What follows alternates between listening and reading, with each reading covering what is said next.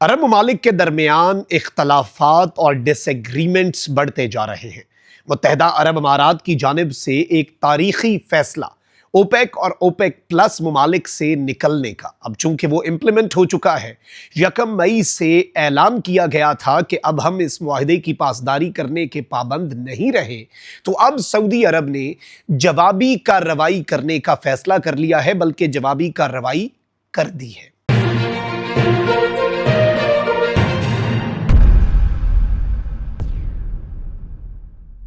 बिस्मिल्लाहिर्रहमानिर्रहीम, अस्सलाम वालेकुम। मैं हूं मखदूम शहाबुद्दीन। 3 मई 2026 इतवार का दिन। नाज़रीन किराम, कुछ इंतहाई आम तरीन डेवलपमेंट्स हैं जो आपके सामने रख रही हैं। इस वक्त सूरत हाल जो है वो बहुत तेज़ी से तब्दील हो रही है। मशरिक़ वस्ता के अंदर मामलात भी उसी तेज़ी से बदल रहे हैं जिस तरह से बाकी दुनिया का जो ऑर्डर है, जो वर्ल्ड ऑर्डर है, वो तब्दील हो रहा है। मिडल ईस्ट ऑर्डर में कुछ ममालिक अमरीका से दूर होते जा रहे हैं, कुछ ममालिक के आपस में इख्तलाफात हैं। जीसीसी के ममालिक के अंदर भी और उनके माबैन भी बहुत सी चीज़ों को लेकर बहुत से डिसएग्रीमेंट्स जो हैं वो सामने आ रहे हैं। इस सब के अंदर जो दो बड़े जॉइंट्स हैं, दोनों पाकिस्तान के लिए काबिल इज़्ज़त, काबिल एहतराम और बरादर इस्लामी मुल्क हैं। एक तरफ सऊदी अरब है, दूसरी तरफ मुत्तहदा अरब अमारात है। और पाकिस्तान तो अपनी पॉलिसी को लेकर चल रहा है, जैसे पाकिस्तान अमेरिका और ईरान में बैलेंस रखे हुए है, जैसे पाकिस्तान चाइना, रशिया और यूएस में बैलेंस रखे हुए है, जैसे पाकिस्तान जो है वो अरब्स और ईरान में एक बैलेंस रखे हुए है, उसी तरीके से पाकिस्तान अपने इन दो दोस्त मुल्कों को भी साथ लेकर चल रहा है। और जो भी जिस तरह से चीज़ें, लेकिन ये दो मुल्क जो है इनके आपस में कुछ मामलात को लेकर डिसएग्रीमेंट्स हालिया कुछ हफ्तों के अंदर, महीनों के अंदर बहुत ज़्यादा बढ़कर सामने आए हैं। और अब जो चीज़ें हैं वो तशवीशनाक भी हैं। और अब क्या ये रुकेंगी या फिर ये मज़ीद मामला फैलेगा? और जो सऊदीया ने लेटेस्ट कदम उठाया है उसे भी एनालाइज कर लेते हैं। लेकिन उससे पहले अगर अभी तक आपने इस वीडियो को लाइक नहीं किया, लाइक ज़रूर कर दें, कॉमेंट सेक्शन में राय का इजहार भी कीजिएगा और अगर हो सके तो इस वीडियो को ज़्यादा से ज़्यादा शेयर भी कीजिएगा। नाज़रीन इकराम, ओपेक ममालिक की तंजीम जो तेल बनाते हैं, तेल पैदा करते हैं, और इसके साथ ही साथ जो ओपेक प्लस है जिसमें रशिया भी शामिल है।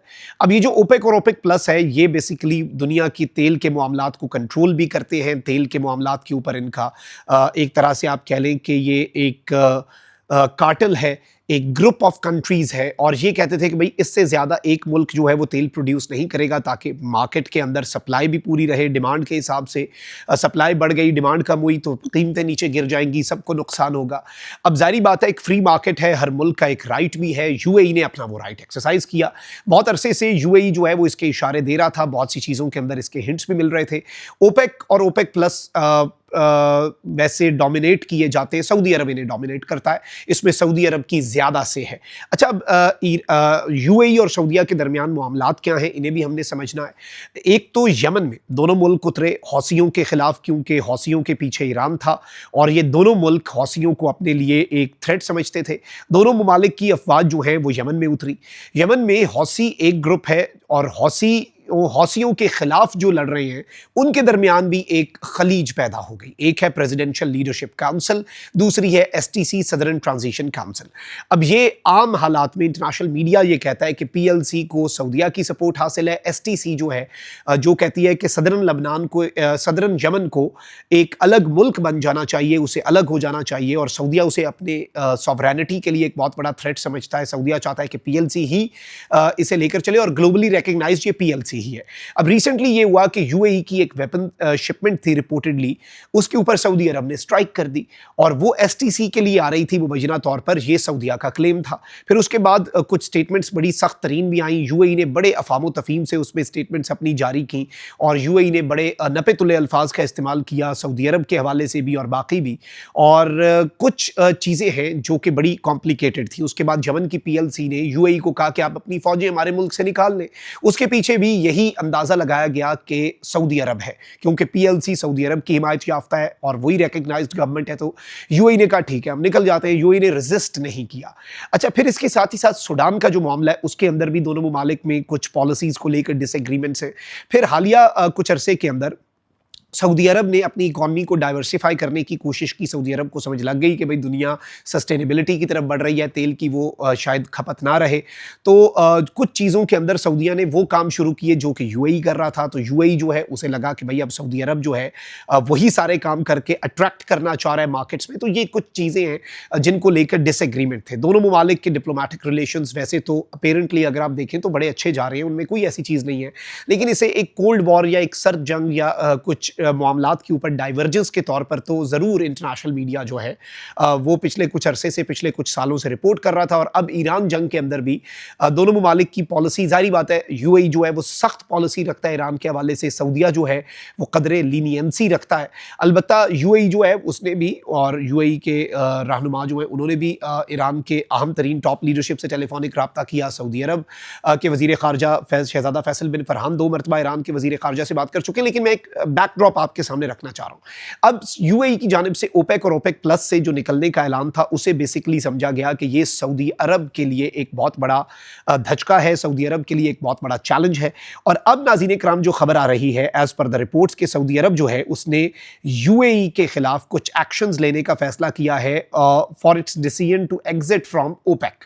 यानी यूएई ने जो फैसला किया कि वो ओपेक से निकलेगा, अब उस चीज को लेकर led by Saudi Arabia 7 countries in OPEC plus have preliminarily agreed to increase oil production quotas in June by approximately 188,000 barrels per day।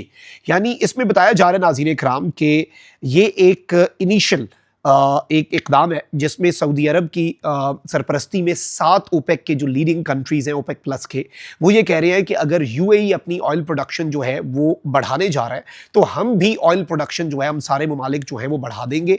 इससे ये होगा कि अगर ऑयल प्रोडक्शन बढ़ती है तो फिर अल्टीमेटली वही बात है कि ज़रा एक पनिशमेंट के तौर पर आप इसे समझ लें, या फिर एक मार्केट को ज़रा मज़ीद फ्लड करने वाली बात है कि आप और तेल मार्केट में छोड़ रहे हैं जिससे कीमतें शायद हमारे लिए प्रॉब्लमैटिक हो, तो हम भी और छोड़ देते हैं ताकि सबके लिए प्रॉब्लमैटिक हो। और इंटरनेशनल एनालिस्ट जो हैं उनका भी यही मानना है कि ये जो सूरत हाल है इसमें सऊदी अरब जो है वो ये समझ रहा है कि हम भी फिर ऑयल मार्केट को फ्लड कर देते हैं, हम भी ऑयल मार्केट में इतना ऑयल छोड़ते हैं कि इससे जो है वो एक लेसन जो है वो सिखाया जा सके। अलबत्ता जारी बात है कि ये मामला ज़रा पेचीदा है, बड़ा तशवीशनाक है। अभी तो फ़िलहाल ऑयल को आगे सप्लाई करने का भी एक बहुत बड़ा चैलेंज है। सऊदीया के पास एक अल्टरनेट ज़रूर है, उसने एक नॉर्थ साउथ गैस एक ऑयल पाइपलाइन बिछाई थी और वो सारा जो तेल पंप करके रिफाइन कर रहे हैं वो उसे बहिरा अहमर की तरफ ले जाएंगे, रेड सी की तरफ, और फिर स्ट्रेट ऑफ जो बाबुल मंदब है, आबनाए बाबुल मंदब, उसका सऊदीया इस्तेमाल कर सकता है। सऊदीया ने एक और अल्टरनेट रूट, अगर आप मेरा पिछला व्लॉग देखें तो आबनाए हुर्मुज़ को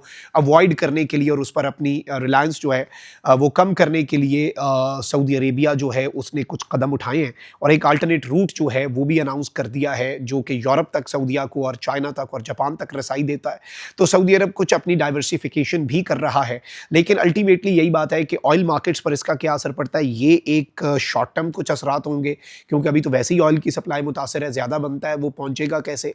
मीडियम टर्म और लॉन्ग टर्म जो असरात हैं वो बहुत कॉम्प्लिकेटेड ये एक सब्जेक्ट है, लेकिन अल्टीमेटली इसमें जो बॉटम लाइन है, जो बड़ी खबर है, जो असल चीज़ है वो क्या है, वो जो समझने वाली बात है ये आपने जहन नशीन रखनी है। वो दर हकीकत ये है कि आप जिस तरह से चीज़ों को लेकर चल रहे हैं इस सब में मिडल ईस्ट के अंदर, जीसीसी के अंदर कुछ मामलात के ऊपर इख्तलाफात जो हैं वो अब बढ़ते जा रहे हैं और शायद ब्लॉक्स की तरफ शायद मामला जाए और कुछ नए ब्लॉक्स सामने इमर्ज करें और जीसीसी का रोल जो है गल्फ कोऑपरेशन काउंसिल का, वो रोल शायद कुछ लिमिट होता हुआ नजर आए। But we hope for the best कि भाई हम तो उम्मीद यही कर सकते हैं कि सब बेहतरी हो और सब बेहतरीन तरीके से रहें और हमारे लिए दोनों ममालिक जो हैं वो काबिल एहतराम है। लेकिन ये एक चीज़ थी जो आपके सामने रखना ज़रूरी थी। अपना बहुत ख्याल रखें। निगमान पाकिस्तान से।